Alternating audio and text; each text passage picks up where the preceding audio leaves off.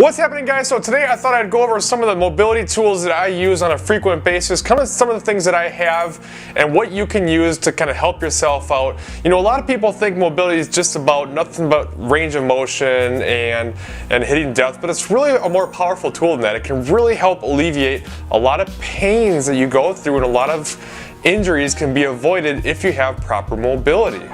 So the first and fairly obvious tool that I'm going to talk about is the foam roller. A foam roller, I think, is an absolute necessity for every serious lifter out there. I don't care who you are, I personally believe you need a foam roller. Now, when I first got started, I got this foam roller right here. And it's pretty soft, and it doesn't really do the trick anymore. When I first got started though, after 5 years of never doing anything, this soft foam roller here was like a torture device. It was awful. It was so painful to roll out my legs on this thing. It was just unbelievable. So that's my tip number one. If you are someone who is just getting into this and has never really done anything before, you don't want to jump right into something like this. This is what I use now. It's called a rumble roller, and it is intense. All these little nubs on here and everything, and it's really firm material. It digs in and it gets in there so deep that it's just tough. It really hurts. But now that I do it on a fairly regular basis, it's not so bad anymore. It actually feels kind of good and I'm used to it. But if you try to do something like this without doing anything else first, it would be too intense, it would be too painful. You probably wouldn't be able to get anything out of it because you just wouldn't be able to go through the proper procedure to get the benefits of the foam roller. Now, how should you use the foam roller? This is kind of a debate some people have, and honestly, I don't think there's any right or wrong way to go about it. What they teach, like what they taught me in NASM, was you roll around until you find a really uncomfortable spot. That's your trigger point, and then you put pressure on that for about 30 seconds until the Golgi tendon, or whatever it's called, kind of releases the tension in there and it starts to feel better. But that can be pretty difficult, and especially if it's really bad, I think it's actually a good idea to just kind of roll around until you find a tender spot, and then just roll back and forth really lightly over that spot. Maybe even only kind of 15 seconds, and just do it a few times a day, and over time it'll get a little bit easier and you'll be able to do it, and it won't be quite as uncomfortable that way. So kind of whatever works for you, whatever method you prefer, should work just fine, but just make sure you do it consistently.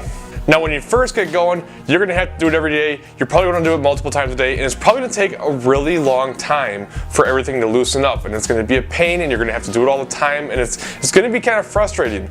But as time goes on, you don't have to do it quite as frequently, and if you stay on top of it, you can just do it once every few days. Just kind of roll around just to make sure that everything's still good, and you can just kind of move on with your day. Don't make the mistake that I make quite often, is get everything worked out and feel good, and then just completely ignore it and then come back to it later when it's all of a sudden you've got issues again. Don't let that happen.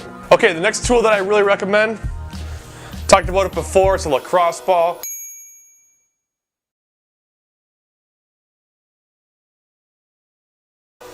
You can use a tennis ball too. It's not quite as firm and it won't be quite as harsh on you if you're kind of new to it. But this is another really good tool that can really help get into spots that a foam roller cannot get to. It's much easier to work around kind of the upper body, your arms, your triceps, into your back, and things like that. It can really kind of get in a little bit deeper, and it can really help out. And I'm dead serious when I talk about how this thing pretty much is the one and only reason why I'm able to bench again, because I went for so long with so much elbow pain, and when I released all the trigger points through that arm with this lacrosse ball, it just made a world of a difference. Alright, the next tool that I use, mobility band. I believe this is 50 pounds of pressure. I probably should look that up, but it can be really helpful to help stretch in some ways that just you can't normally do if you don't have the proper tools. And this is another good one that's really helped with my elbow as well, because I have very tight triceps and tight traps, and this allows me to do stretches to really stretch it out better than just doing your typical kind of over the head stretches like this that don't really seem to do a whole lot. So that's a tool that's really helped me a lot. So it was a very good investment, and it's really kind of helped my mobility game quite a bit. Alright, another investment that I made, and this one I probably could have done without, and if I could do it all over again, I probably wouldn't have invested in it, but it's not a horrible investment either. It's called a tiger tail. And it's really kind of the main purpose is just to kind of to roll out the muscles, especially calves. It's primarily for calves most of the time to kind of work those out, but I find to use the rumble roller and something else that I'm going to show you after this kind of works a little bit better for that personally. And it's kind of funny, I actually do use this tool for mobility, but it has nothing to do with the roller on it. It has more to do with trying to hit my upper traps because it can be pretty difficult to get in there with enough pressure with your fingers when you have trigger points in your traps. So I use this up against a wall, laying down, and put the pressure up against it, and that actually really works. So it wasn't a complete waste. It actually works pretty well for that. Not the intended use, but hey, you do what you gotta do. And then my last and most recent addition that I got for my mobility tools is this thing right here. It's called a Beastie Ball. You gotta fight for your right to party. And it's made by the same company that does the rumble rollers, and it's like a lacrosse ball, very similar, except it's got all these nubs on it right here, so it can get into kind of deeper places that a lacrosse ball can't get into if you're kind of still feeling some pain in some areas, if you still have some areas that need to be worked out.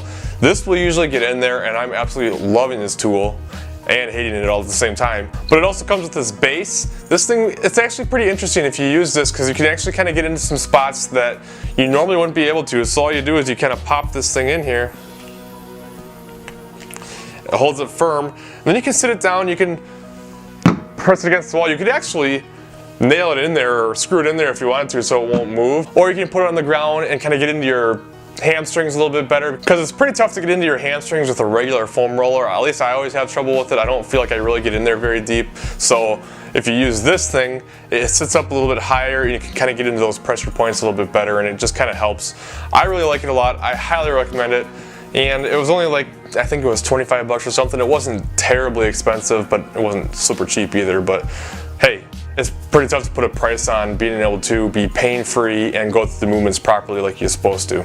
Alright, so those are the tools that I have at the moment for mobility. I want to remind you guys that in my personal opinion, I don't think that these tools should be something that you just bring to the gym every single time and always use them to get warmed up for your weights. Now, if you're just getting going and you have a lot of issues, it's a good idea to do this because that way you can get a better range of motion, you can feel a little bit better, be a little bit looser, and perform better.